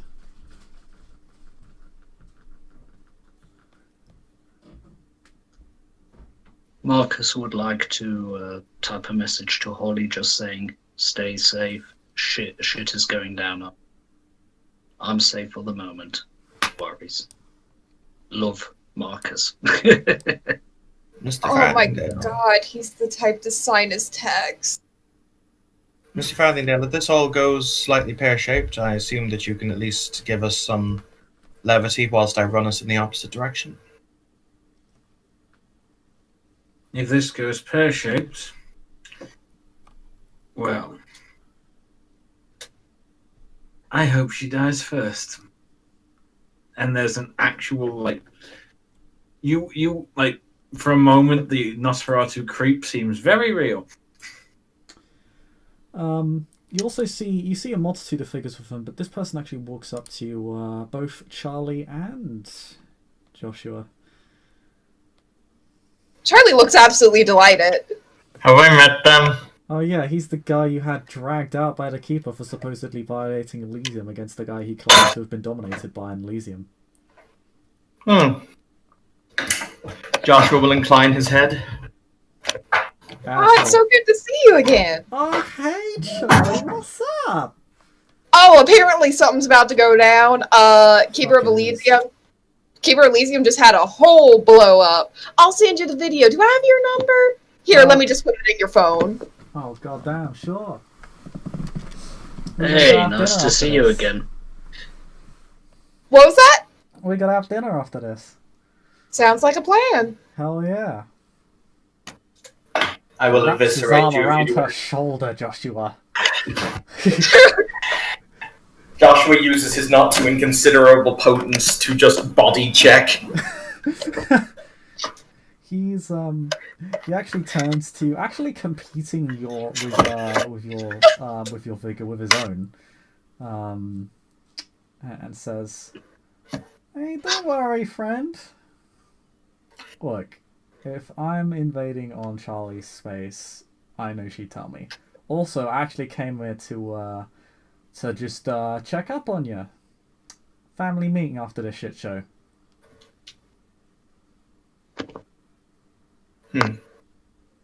Joshua he looks at Charlie and he smiles as he nudges her now towards him, and he says, "Go let the youth be the youth." Wait, no, I'm saying after this we have a meet. Oh, there's a meet. Wait, what? family meeting. Get me? Oh yeah, I forgot to tell you about that. Yeah, that's kind of why I showed up, because I kind of expected you to be honest, not gonna lie. Wait, what's the family meeting context? Clues? Help? Well, you know how we're all kind of like the same. Oh my Oh, god, I tried to be Davis. subtle, I really did, but fuck me, okay, yeah. Come on, yeah. even I got that Later. one. Oh, he's a Deva, but I'm not exactly sure what the context of family meeting was. Sorry, I'm having a Clan slow meeting. day. Oh, we have those. Fuck I me. thought. Sorry, Evan, out of character, thought that it was all covenants, not clans. My bad. Well, just it's kind of like, how a family can have different political meetings, but they all share the same dinner table every now and then. Mm-hmm. All Sort right. of like that, Sometimes family transcends politics, sometimes vice versa. So it kind of winds up a bit of a clusterfuck of diverging loyalties. Indeed. Well, we'll have a family meeting, but you be careful. He'll say to Charlie, but I'm sure that what was his name again? Because I do know his name, but Evan can't remember it. Aston. Beg your pardon? Aston. But I'm sure Aston here will take care of you. Yeah, I will. Joshua turns back to the room. He presses. His finger thumbs the button on his cane that will release the sword in case we actually go to a ballroom blitz. Okay, so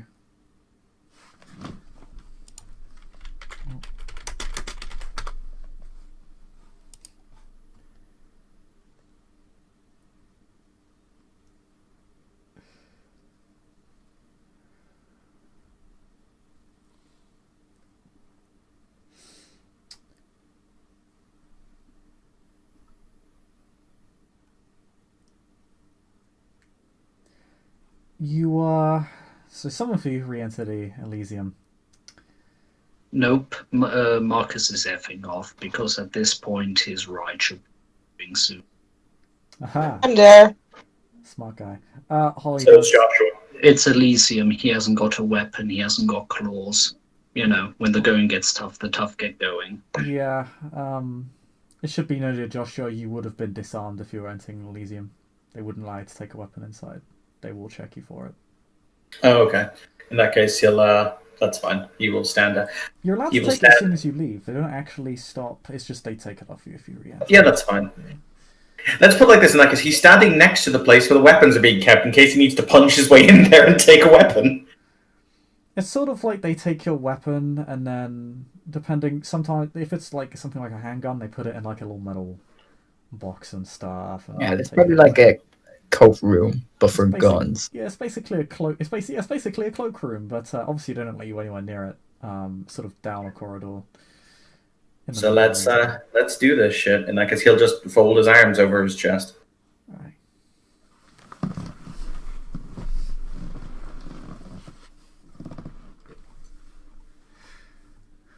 Verve strides into Elysium.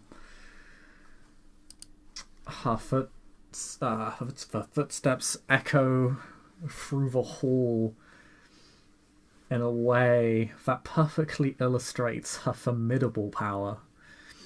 She does not attempt to hide the majesty she exhibits as she enters. She flagrantly ignores the rules God. and laws of Elysium in every possible way. Her footsteps leaving visible marks as she strolls down into the main hall. The keeper picks up on it immediately, but is briefly stunned by the power of Verve's majesty. Everybody is. Not only were they not expecting it, but the power of it is significant. For just a few seconds, everybody in the room just wants to hear out Verve. They just want to please her. They want to do almost anything.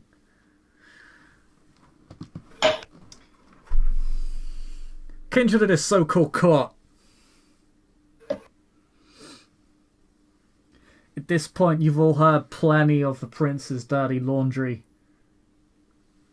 And I can tell you, there's a lot more where that came from.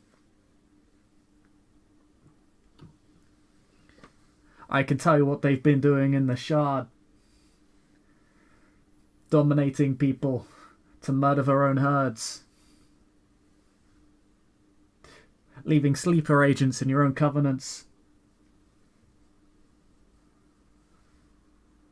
bonding the weak to act as their spies, stealing your childer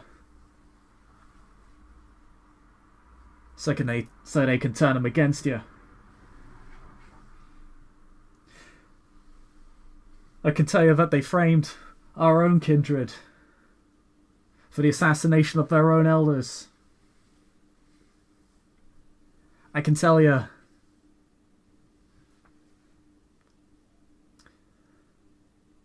and it weren't the keeper of the hall or the failures of our movement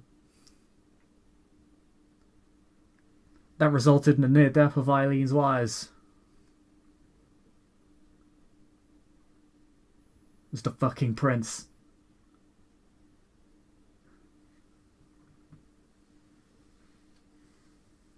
And I can also tell you, this sheriff is a fucking coward. And the Carthoons will suffer no more for the Invictus's bootlicking tyranny, or the prince and the sheriff's corruption and murder and atrocity and indoctrination and blood bonding. And just as the sanctified are throwing out the Invictus, so are we.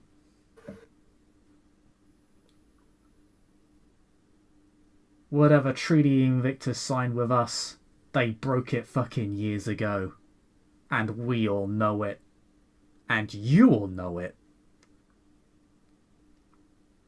And for the longest time, we were all silent because we were afraid, but no longer.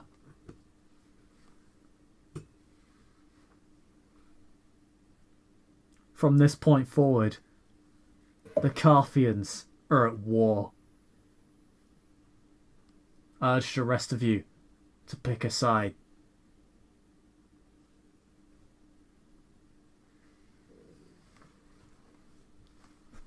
That's all I got to say.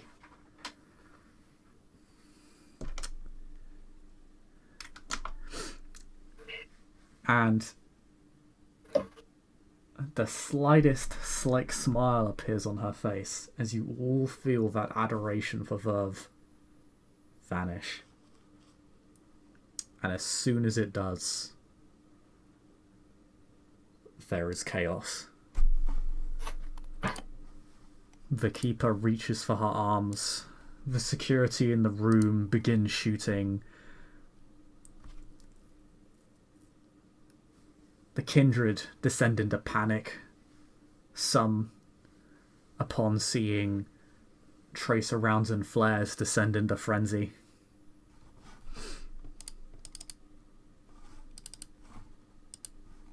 Violence hits the room like a tidal wave, as kindred begin fleeing and killing in equal measure. There's Walt. Joshua will just turn on his heel. He was standing right next to the door and depart. Yep. And as that happens, you can, some of you, the perceptive among you, Alley Cat, you can see kindred in no discernible way being struck down as if by some sort of invisible force. Reduced to ash, making a line for the exit, culling everything in its path, whatever it may be. But you think you know who it is.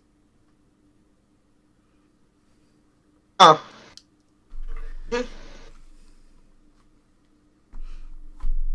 Important question, Bishop, before we...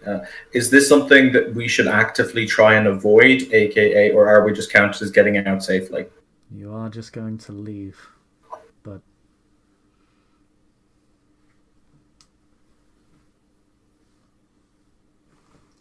the last thing you'll see as you leave is kindred fleeing in both fear and frenzy, and those that fight, be it for the Carthians or the Invictus, being reduced to nothing more than mulch, blood, and ash.